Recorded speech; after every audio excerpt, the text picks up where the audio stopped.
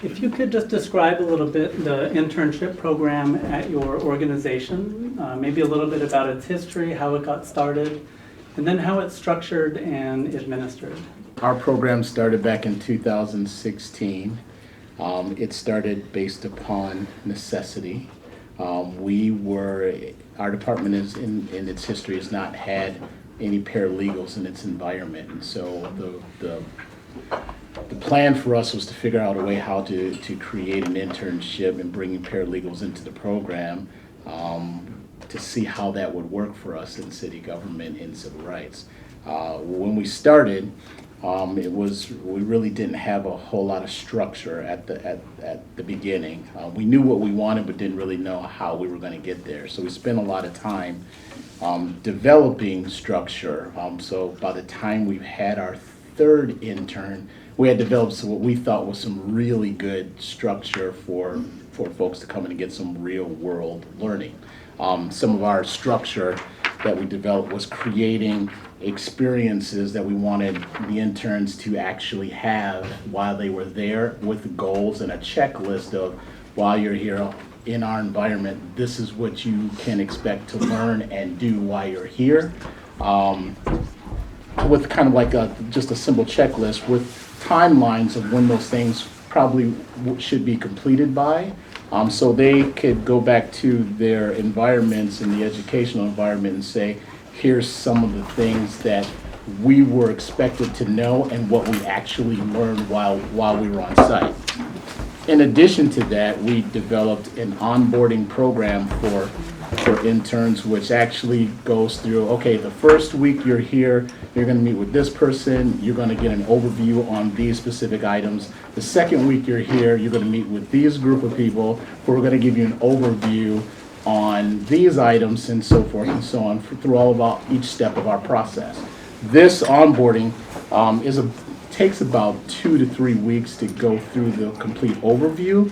Most of our interns that are with us last about 12 weeks on average, some a little more, some a little less based upon the student schedules. Our students come from a wide variety of backgrounds. Some are just finished high school and right into college, and some are adult learners who are, have gone back to school, or this is now an additional option for them is to get into the paralegal program. We are now, I can tell you, getting ready to bring in our 10th intern in the program. And one of the things that we learned going through the process was that it was such a value to us that it allowed me to create justification to hire a full-time paralegal in the process and create that position. American Family has always had some form or fashion of an internship program, rather small scale. It was really used more as a summer help program due to, same as Byron, due to some necessities, looking at our talent across the organization. It was decided that we really needed to use our internship program more as a strategic pipeline to bring in entry-level talent, because American Family has many tenured employees. So after looking at the talent across the organization, there's going to be some issues with retirements in like 10 to 15 years. So our SLT decided, let's use the internship program. Let's get somebody in here to design and structure it so that we can really leverage it as a talent pipeline and convert our interns. So about 5 years ago, that's when I started at AmFam and took on the role of designing and implementing a new strategic internship program. So every summer we start our interns, they start full-time with us. It's really a necessity for them to start in the summer rather than during the school year. And I would say this because there's an opportunity for them. For most students, they're off during the summer, so they can work full-time. They really, when we're thinking about skill sets and what we're trying to develop with them, is most of them, it's their first professional job. So the design of the program really is for them to, not only learn about the job that they're going to be doing over the summer, and hopefully when they convert as a full-time employee, but also to develop their communication, networking skills, those softer skills that students sometimes might not necessarily get so much in the classroom. So there's a lot of activities and programming that I do for our interns where they can come in during the summer, they work full-time, and then as well as really focus on learning about our culture and those soft skills. So we have roughly anywhere from 100 to 150 interns every summer, mostly in the Madison area, and we recruit across the country. So it's really a pretty big program. Yeah. And I would say at UW Credit Union, we land somewhere in the middle of those two. And our program has definitely evolved over time. I've been in the organization almost 15 years, and we've had interns the entire time, but it's been less structured and there's been less of them. And as the organization has grown, we've created additional structure around the program for the very same reasons these two are talking about. Is there's a strategic need for them, and they actually become a part of the teams that they work on. So our internships, we actually really prefer they're not at least a 9 to 12 month tenure, because what the experience that we want to provide for these folks is that they come in and they understand what it's like to actually be a working part of one of our teams. They have regular delegated work, like just like a member of one of our teams has, might be projects, and then obviously many other things. So we right now at any given time typically have about 15 interns across the organization, anywhere from high schoolers that are working in some of our branches to like a sustainability intern that works in our facilities area, to obviously marketing and HR and training and all sorts of other accounting professional type areas. So they really are spread across the organization. We onboard them like we onboard other employees, so they attend our new employee orientation to understand what our culture is like. They have a direct supervisor that they meet with at least monthly, and then they have an onboarding plan just like the rest of our employees. While it's shorter, they're going to have specific internship experiences, so they tend to do more things together as a group of interns, whether it's volunteering in the community, going to professional development opportunities that are just for them. So there's a wide variety of things that we expose them to, but typically we like them to be a part of an entire business cycle so that they get to see what the operations of the organization is like before they depart. And the only other thing I would say is we often have them start, first of the year, and then they kind of work throughout the entire year as well. So it's kind of, geared at a year-long type of program. Can you discuss how your internship program focuses on specific skills, some called non-cognitive or soft skills, 21st century skills, including the origins of that focus? So where did it come from? Did somebody in leadership say we need better teamwork skills, and so on? And then specifically, how does the internship provide students with opportunities to acquire or develop those skills? I would say a lot of the skills that are considered 21st century skills are things that are written into our job descriptions. They're written into our core values. They're how we operate as an organization, or they're part of our competencies within the organization. And so these are things as our leaders are having, we call them dialogues, but they're like one-on-one meetings that every employee has with their supervisor at least monthly to work on development, to help them, resolve issues, whatever it is that they want to talk about. So those skills are obviously things that are front and center from the time that they join the organization. The other thing is we often assign, as we assign projects and opportunities, those skills, if they're what our interns want to focus on, those are the things that our leaders are coaching towards. So they're really front and center in the conversations that our leaders are having with these interns. So they're a part of dialogues, they're a part of performance appraisals, and they're really pretty wrapped into our culture and how we do business. The other thing that I would say is we also really tap our interns for the skills that they have that our employees, even as a 40-year-old, when I walk into a meeting or a setting with, like, we have high school interns, and so some of them are 16 and 17. They have skills that and knowledge that I don't have, so we've really structured some of our programs to get knowledge from them that we need in order to do business better, more efficiently, effectively, market more appropriately. So we've actually kind of reversed it and really tried to tap into them as well. It's not just a stream of information going one way. We've really tried to utilize kind of a dual channel, and that has been a really beautiful thing about having high school and early college interns in our workforce as well. So I would also say I don't really see it as a one-way street. I really see it as kind of a two-way opportunity, at least in the business I work in. So the power tool manufacturer trying to come onto this beautiful campus and convince people not to work for Google or for healthcare or finance is a fascinating challenge, but it's a very tangible product, and we've enjoyed recruiting here for a very long time. The internship path is by far the most efficient and effective way to get people. It's a wonderful 90-day interview for both sides. So at the end of that, we're both really comfortable with, yes, we both agree this is going to be a good fit.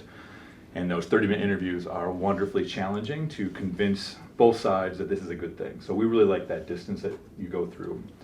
We structure the internship program so about 60% of your time is really, it's the day-to-day, it's the department, it's the work, it's brand, product, channel, sales, finance, engineering, where you're actually just working as a team on all of the things that have to get done. Which I think is a challenge for a lot of our wonderful people we're hiring right now, because they expect to only do exciting, amazing, powerful work, and that's 40% of their job. We always give them a passion project, some sort of something they can really sink their teeth into and present on the way out. Not only for the resume, but for our organization as well. There's some cool things that happen from that. Communication, I'm sure, has been spoken of as far as the gaps and the opportunities. We actually see some basic issues on Excel, PowerPoint. Yeah. Really understand the software, have no idea how to actually tell a story with it, how to leverage it into a landscape of data, but what does that mean? So they're very good at saying, here it is, I did it well, correct, but what do we know from that? What are we learning from that? What do we want to message from that? How would we present it to an exec team? How would you actually make decisions on that? And those are the gaps. And so it's not proficiency in the software, it's proficiency in what the software actually means to the business and how to tell that story. So we spend a lot of time on storytelling in Excel.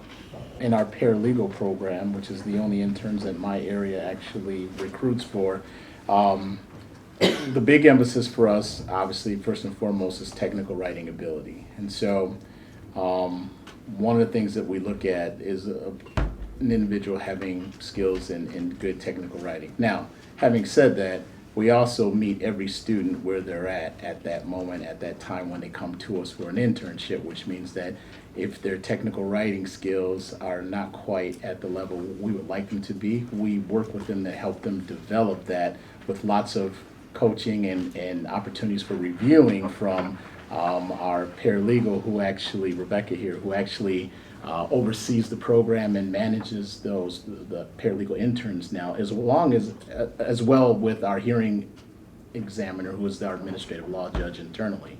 So there's lots of opportunities for coaching, mentoring, developing, guiding, teaching in the process. But once those interns, when they come on board, they're brand new. Once they actually learn our definitions, once they learn the ordinance that they're working under and some of the terms that we use, they're pretty much off and running. After about the second or third week into it, they're pretty much right into the groove on handling and looking at real cases and making some decisions and recommendations to people on things that they see, and they're involved in every aspect of the department as well, as far as going to trainings and being a part of those trainings and the other educational opportunities internal to the city as well as external to the city. So we try to make sure that it's not just a situation where they're coming in and sitting down and just doing whatever we dictate them for them to do on something that has nothing to do with why they're with us at the department.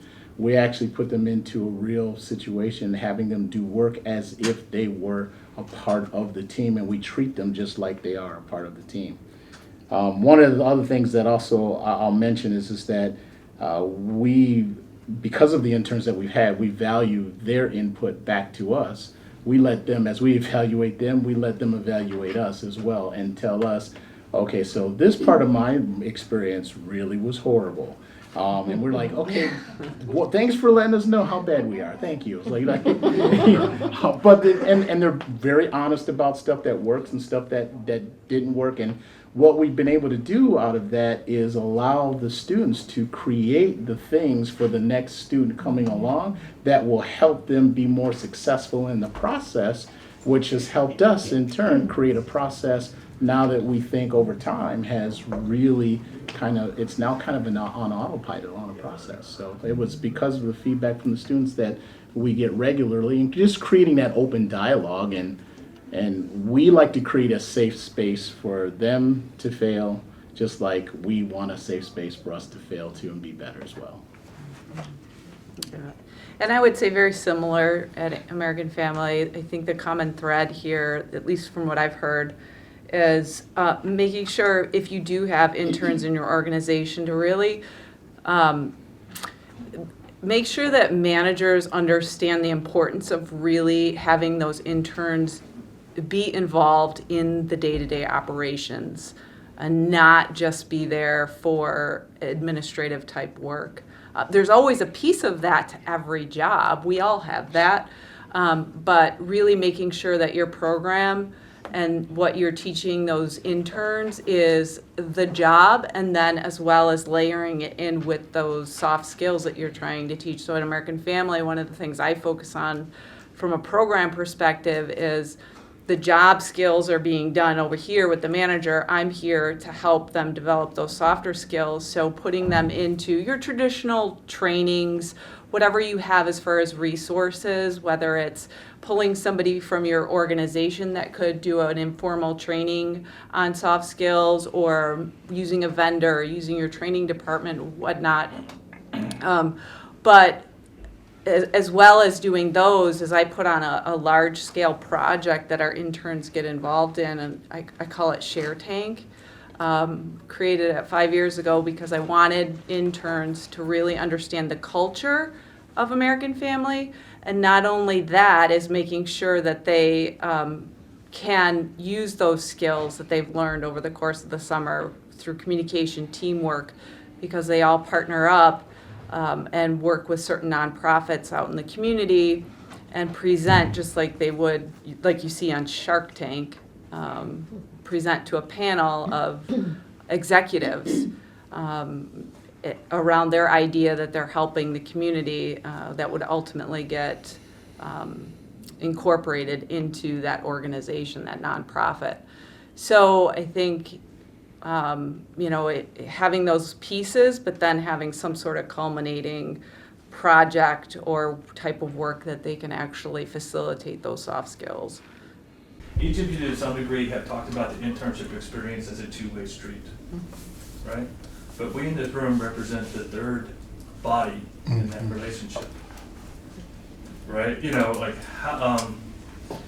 Just as you're trying to teach essential skills, sometimes referred to as soft skills, we are feeling pressured by our administrations, by HLC, accrediting bodies, to assess and judge the internship experiences.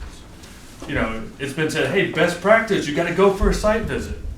You couldn't handle 125 different people trying to come for a site visit at American Family from different colleges, because each college has their own sort of practices around internships. What would you say would be the best way to facilitate or strengthen that three-way relationship from the perspective of the employer? We have 25 students in our business internship class. Right. There's an expectation that professor does a site visit for every student. So if you had 125 interns, you would have 125 faculty members. Yeah. during a So why, visit. what's, I don't understand the Yeah, why. I know. The goal, Why- what's the goal? Why does the university think that you have to know where your students are on a summer? Because they're getting academic credit for it.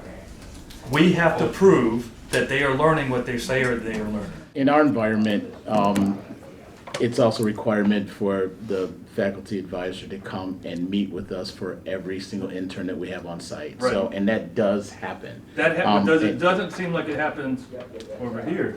It does, I've it does never for heard of us, and in that. fact, we look forward to those visits because it's an opportunity for myself, their direct mentor, the administrative law judge, and the academic person, for us to have a joint conversation about that experience on what went well, what didn't go well, and we get to all learn and grow the program from each other. And so we look forward to those meetings. They're only about a half hour at length. They're not long, and it's just helps everybody stay in tune to what's going on. Now, I'll tell you, as a result of those visits, the faculty advisor has been probably the largest person touting our program because of what she sees, what these students are getting in that environment. And so it's proven to be beneficial for us. Well, that was gonna be my question too, kind of similarly. Right. So for those of you that don't have a site visit, for the faculty to come in and assess the students, you know, for themselves, you said, I heard somebody say evaluations or whatever. So what do you provide back to the universities from an employer's perspective, either verifying what they worked on or what their skill sets they gained, or somehow assessing that for us to use? We would Move welcome universities a site visit Yeah. if that's, you know, a requirement of the university. Yeah. We're always obliged to, you know, there's forms. I would, and to your point about could I handle 125 Right. site visits, yeah, I could actually, because we would have conversations with managers. Right. So it wouldn't just be me handling 125 or 150 individuals from the schools. So if there's anything that, you know, a gap that AmFam has as far as educators and you guys, I would welcome that. Do you do evaluations and provide that back to the universities? Yeah, oh, for sure, if they ask for them. We do evaluations internally regardless. Right. So if there's something that a student needs in particular, we will accommodate that need, and I have. And then as well as if they want to provide you their performance evaluation, they're welcome to do that as well. For us, we do evaluations as a part of the process. It's part of the structure. They also, every time that they're on site, log actually what they have done and learned each single day and calculate their time and their hours. Because they have to tabulate a certain amount of hours, and so that's how they keep track, I keep track, and then I check that. I meet with the interns one-on-one because they're now working directly with the paralegal and our hearing examiner. I meet with them just one-on-one to go over those pieces. Just out of curiosity, when you do a site visit, is it just you showed up, you had a good conversation, you say everything looks copacetic, you put a stamp on it? Like, I don't understand, like, when you do a site visit, what are your expectations and what are demanded in order to say that, yes, I did it? Well, it would vary according to the degree program and the purpose going on. Sure. So, but generally speaking, let's say it's a business-related internship of some sort, let's say marketing or sales, would try to assess kind of what because they are submitting reflections back to the professor, either daily reflections or weekly reflections. It kind of depends on what's going on. And the person doing the site visit would have familiarity with what they're doing, and it's judging, one, just quickly, how are they doing the work, what skills, anything that we can do on our end to help the student process to perform better on your end, right? Because that does go on, right? And just so you know, there's preparation on our end, work on our end. They have to, in many cases, also submit some sort of like final presentation or some final articulation, a poster, Yep. presentation, There's symposium. a finish line that they've proven they've done Right. something, yep. Of what they're learning, tying it all together. But then as they are processing that, they're also sometimes coming in and going like, I don't know how to talk to my supervisor, and help do self-advocacy, right? And so we have gone in and if there's ever, and kind of help the student gain those skill sets or develop those skill sets and the confidence to approach those beforehand, but also in the midst of it, it's just briefly judging how things are going. If it's a valuable partnership, are they really learning something? Or is the employer treating this as a part-time job and not an internship? Sure. Because the internship has learning goals. And even though the employers tell us up front, oh yeah, it's learning, that's it. They treat them as a part-time employee, not necessarily as an intern, right? And so it's our ability to judge that in that conversation. Got it. Another piece of that too is we sometimes, particularly those that are maybe unpaid or smaller employers that don't have well-formed internships, we're looking for further opportunities to deepen their relationships, to deepen the partnership between the university and employers, to see if like, hey, you've had HR interns, but we have computer science, or we have sociology, anthropology. So we're looking for various other tracks and conversations to build deeper relationships, to also see if, hey, like they just gave that presentation downstairs about the makerspace. Mhm. Maybe there's some interesting other partnership or some group class design project that could go on as well. So I just think it's a huge ask for the university to have every single employer and every single site and every single student. You should. I mean, that's why we want the internships. We want to meet them. We want to figure out if they're going to be good employers for us, and that's our responsibility as employers to figure that out. And I appreciate there's a connection there, but I don't want them having you as a backup every night to figure out how to come in tomorrow. I need them to manage themselves. So it's fascinating. I would just add on to that also, sometimes we have to do employer visits for a liability purpose. So sometimes there's, more so or not in the unpaid internship scenarios where students do get taken advantage of, and the student doesn't always know that they're being taken advantage of through unpaid opportunities or job shadows and things like that. So sometimes the purpose of our site visits when it is like an unpaid internship situation is to like make sure it is a healthy environment, that our students are safe. If something would happen, that liability wouldn't fall on the student. A question here? I'm going to kind of redirect the conversation just a little, if that's okay. I'm curious because I think you're an interesting sampling from my experience. I should back up. My name is Kelsey. I work at a group called the Washington Center for Internships and Academic Seminars in DC. We're sort of one of these third-party folks similar to a university, and I'm the manager for our site relations. So this is like very interesting to me. But you all represent an interesting subset in that there's buy-in to the value for the student on your end. And that's not something we always encounter. A lot of times what we encounter are sites that are like, oh, please give me your intern. I need them. And less like, I want to help this intern grow. I want to help them learn. Like all of the wonderful things you guys are saying. And I'm curious what you would say, or how would you frame that to another employer that might not have that same buy-in that you all have? Like, I have my pitches. I have my reasons that I think it's a valuable experience and that it's worth putting into a student, even if they're only there for 10 to 15 weeks. But I'm curious how you would frame it as folks that have people coming through your doors relatively quickly, and you see it as that strategic pipeline. How would you pitch that to your peers in other organizations that might not have that same buy-in? You ultimately pitch why they're not using it as a strategic pipeline? That's a great clarification. It would be like why it's worth like investing in these interns as opposed to expecting interns to come in with high levels of experience and skills already, but rather like building those in them. I would probably say, like similar to UW credit unions, it's a full circle. Trying to get those employers to understand it's not just about getting. How are you getting? Or how is the employer getting and the student getting? So the give and take relationship, and making sure that they understand that there is a two-way street with it and the value in being able to understand the next generation who's going to carry forward our organizations, really.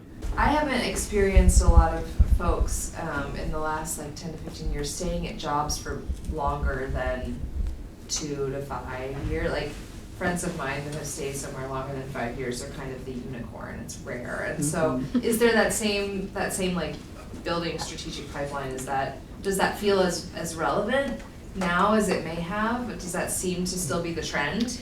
Yeah, I think, I don't know, personally, we started our internship, and I didn't do a good job of mentioning this, because we partner with universities, we wanted to do it as a way to be a better partner with universities. Organizationally, we're very different from AmFam in terms of FTE, so we have hired our interns post graduation and post internship, but we're much more conservative, I would say, from a staffing perspective. We have had interns work for us, leave, and then come back down the road. So there is some strategic relevance for us. It may not pay off right now, but people do have an experience with us and then think, okay, they are definitely somebody I could work for down the road. And then we also know about them. So we may not hire them right now, but we see them as future potential as well.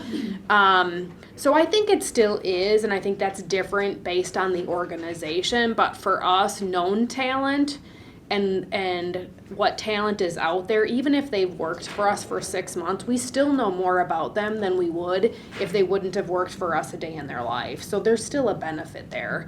The other thing I'll say to your question before that is, I think every organization wants to be relevant and sustainable and last into the future, right? And there's not always a pulse on what's happening today out there. And so I think the internships are a great way to really bring that into our organizations.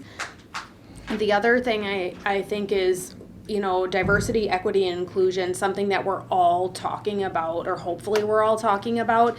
And to me, that also means of thought process, of ideas, of how we go about things. And so for employers, it's a way to add some diversity to their staff in a way maybe that they're not considering today. So that's the only other thing I'd say about your question. Too fast on that one. Employer brand. If your brand sucks, no one will work for you. So if you don't do a good job with interns, no one will come work for you and you will have a hard time hiring. And because you are a smaller organization and you have a retiring organization, you don't have a talent pipeline, you'll go out of business. For us, it's making sure that there's an experience that needs to take place when you come into the environment. And what we like to do, our area in the City of Madison, in Department of Civil Rights, Equal Opportunities Division, we focus on 3 main areas. We focus on discrimination when it comes to employment, housing, and public accommodations. And so when an intern comes into our environment, one of the things that we all recognize is they probably have no clue that the City of Madison has 28 protected classes. And so when they realize that and realize how those protected classes are how people are protected in our community, regardless if they work for us or not later at any other point, we know that they're leaving us and going to work for somebody in our community and having a positive impact on that information that they've learned when it relates to employment, housing, and public accommodations. And what I can tell you is those are issues that are nationwide, and especially housing. It's a big issue, and I don't think anybody would disagree that that's an issue nationwide. So when they come and get that experience, we're making sure that program that we have creates an experience for them, so when they leave, they are taking something really credible with them, other than just the type of work that we do. Everybody knows, I know there's research showing when you have a diverse, set of employees, you are more productive. There are lots of research, but what are the intentional? In every description of internships, and most of the jobs out there say we really are looking for diversity. So what are the intentional, policies or procedures that you're doing to make sure you give opportunities. Many of my students, they don't have a great GPA. It's not because they're not smart. They have to have a full-time job and they're part-time at school. So it's really hard. There are other things that are out of the picture. And most of the companies are just using one measurement, the GPA. That, by the way, will not measure the capacity of people. So what are the intentional? So, We don't. time out on GPA. I think that Yeah. one, that ship has sailed. We realize that that's not critical by any means. Now, there might be a couple of accounting firms that have some standards or some very specific things because of legal or material handling for material engineering type things where you have to know a certain thing. But the vast majority of the people stuff that we deal with, like, we get it. And actually, if you have financed 50% or more of your education on your resume, you get to the top of my list. You understand the value of work, and so we want you way more than someone who was handed it to them. So I would not stress out about the GPA. I think coaching them to tell a better story Yeah. and making sure that the messaging is clear. I'm working full-time and I'm getting a full education. We love it and want more of it. I'm curious to hear the honors. How do you do your selection process to make sure that I'd say we're very increasing- similar. It's more about what that individual is bringing. We don't even, GPA it doesn't even, I mean, some organizations probably still use it. I don't know who would. I've got dinner tonight with an underrepresented because resume is awful, GPA is horrible, but the bright shining star of this person I could be. So we're meeting for dinner at 5:30 tonight so I can coach him about how to do the resume, how to get ready for our third rounds, because we already believe. So now we have to get him ready to be able to go through thirds, first time through college, no one else has done it in the family, a wonderful opportunity. So we'll invest the time and energy to get that person to the point where now it feels like they came through the business school where they actually had all the coaching and the mock interviews. And so they show really well, and there is no disparity in that final rounds when the executives are looking through. I mean, of course, we don't want, 1.2 grade point average. So GPA, I do want to, there is some sort of value in understanding where the student sits.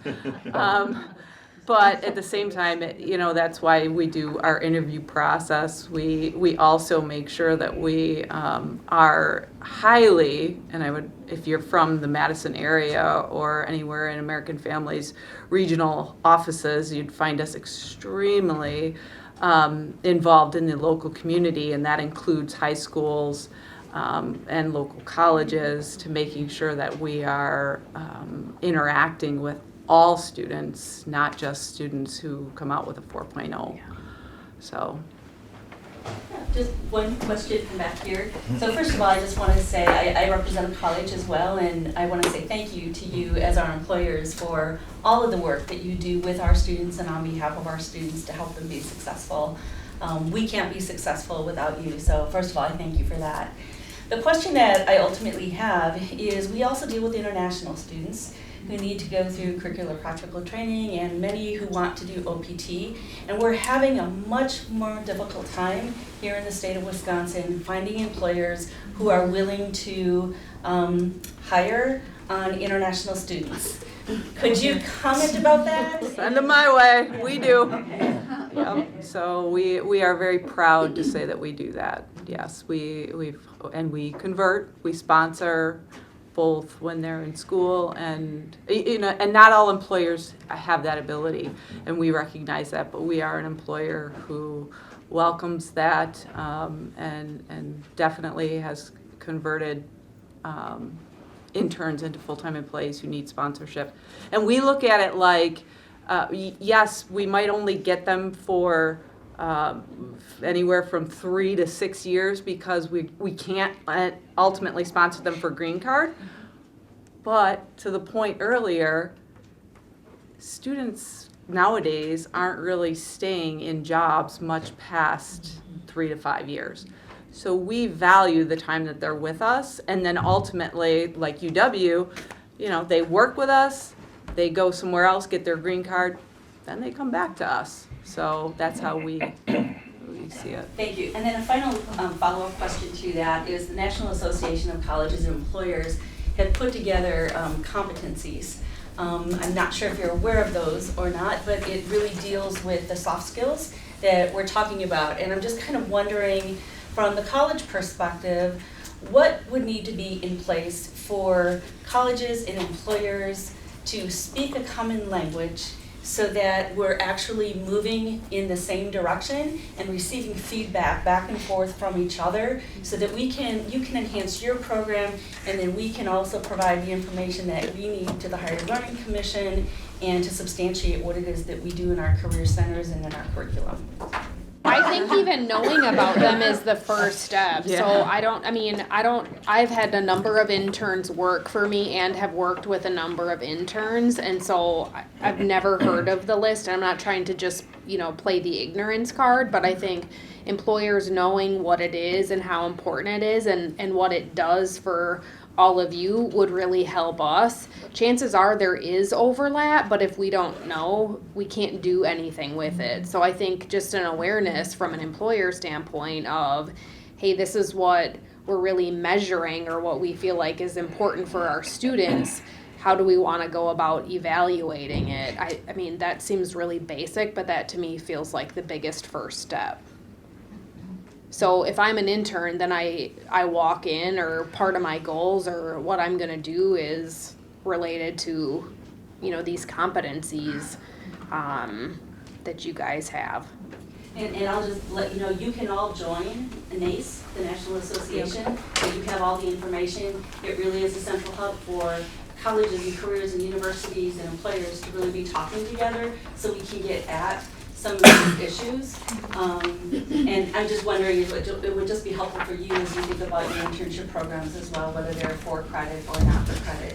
Because I think those are some of the issues that those of us that work in the career space are really trying to figure out. We can track the students who do the internships for credit. We really have no idea where our students are going if they're not doing it for credit. And we need to find a way to have that conversation with our employer partners, in addition to being able to, like I said, report back to our colleges about the value that the internships are bringing. So I'd like to address this a little bit too, because one of the things we find in our research is the NACE list has competencies like oral communication, right? So they're pretty generic, they're top level. And then when we go out and talk to employers, I hear things like John mentioned, which is kind of a digital literacy, storytelling with Excel, and they don't match very well. And so sometimes they're so grounded in either a profession or a discipline, it could even be regional specificity. So I think that alignment, it's not very good right now. But I would say if you can create a PowerPoint to share with an exec or an ET member to tell a story, you understand how to verbally or orally communicate. And so I don't think there's a complete disconnect. Like, I think that's where we can help, as like, here's the competency, but in our world, here's what it looks like, or here's how they're going to use it. That's where the partnership, I think, comes in evaluating what are they doing and how are they using the competencies that you need them to have. I mean, I can almost guarantee there's overlap. It may not just be called the exact same thing. I think we're all working towards the same goal. We need profitable employees. Mm-hmm. They have to generate time, they have to generate money, they've got to generate a value to the customers that we serve. And that looks a little bit different for all of us. When we look at the NACE statistics as far as hiring, so 51% of the people that you bring in as interns will actually hire.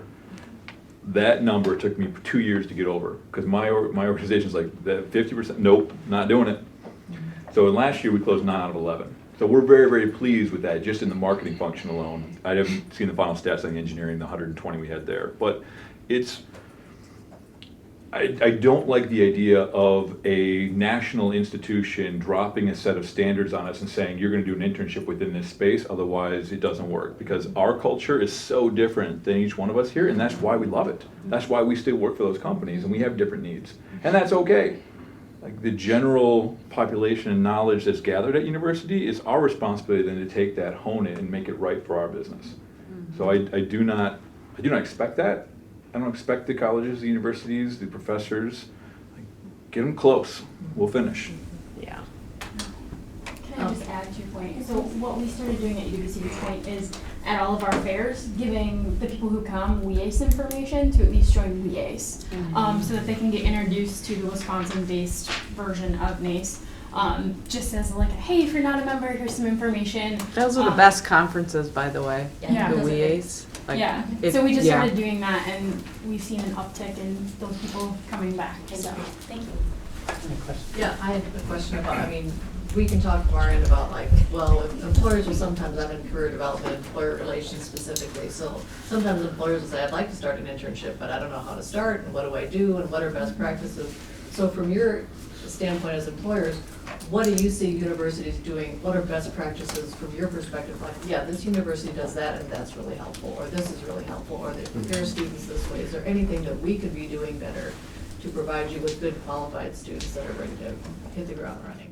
I didn't know what I needed until I actually needed it. So, it really, yeah, it's right. So it kind of really happened organically. We had a situation where we had some work that we needed help with, and it was getting out of our control.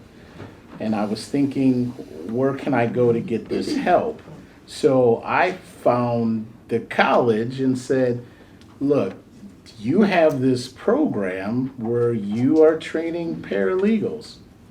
I like to offer my site as an opportunity for somebody to come and learn. I didn't have a program, but I knew that there was an opportunity that maybe we could help each other out in a situation. So as it started, like I told you at the beginning, it wasn't sexy at all. It was just really bad. So, but we got to that point where it was really a nice program, and it's really a good program today.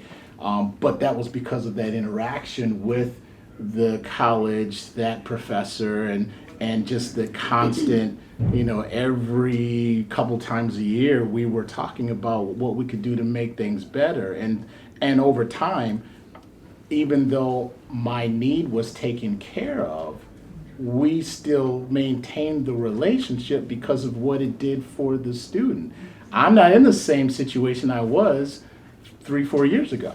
I'm just not. But that doesn't mean I'm going to stop doing this program, because I see the value of what it does, and it helps us in so many different ways. So had I not been in a situation that created the need, we may have been operating, we're government. We're going to do the same thing over and over and over again. I mean, so we could have been in that situation realistically, but had I really not ventured out and said, well, how can we do this differently? For us, that's how it kind of got started.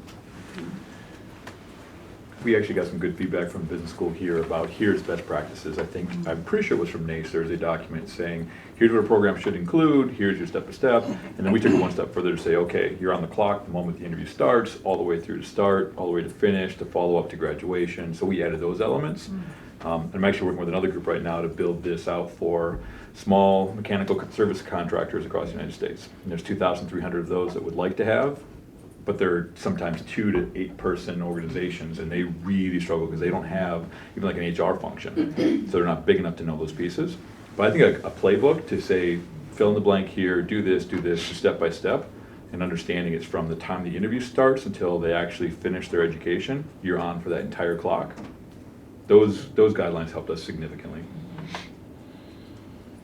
I think we have time for one more question. This has been a great session, and I think one of the things that's really showing is there's some miscommunication happening across sectors, and having sessions like this is really valuable for everybody involved. So The research is telling us that we're going to see a really sharp incline in the amount of students that are on the autism spectrum that are going to be graduating from colleges currently.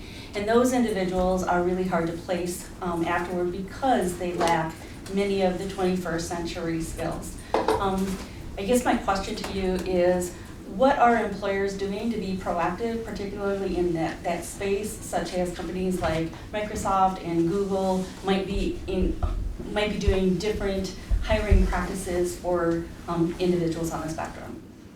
We are starting to follow suit, like Microsoft and Google, and identifying those positions and starting to hire those on the autistic spectrum. Of course, we have an inclusion and excellence division focused specifically on making sure that not only are we thinking about diversity and inclusion on the racially and ethnically diverse continuum, but also on abilities.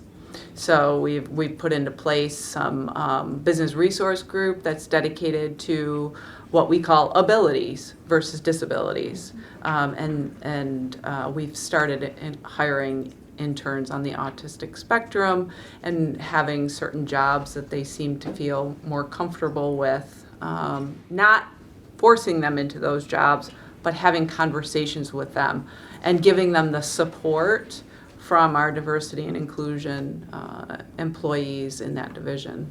So, Thank you.